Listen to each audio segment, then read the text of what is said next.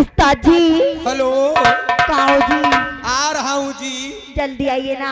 अरे कदम पुलिया पर चढ़ के, ओ कदम पुलिया पर चढ़ के, अरे झांकती हो कदम पुलिया चढ़ी के, झांक करी कदम।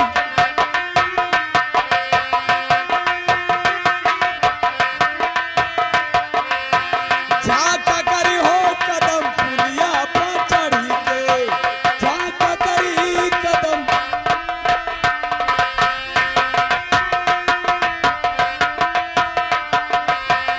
ऐसी वैसी सबई क्यों बतावे, ऐसी वैसी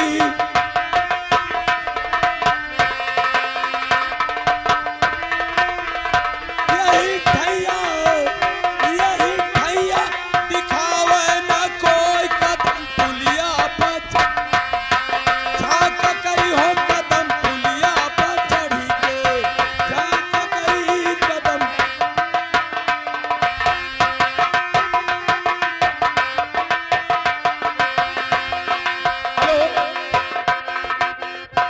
हेलो। हाँ। उस्ताद जी मैं आपसे नमस्ते करती हूँ। नमस्ते नमस्ते नमस्ते। कहाँ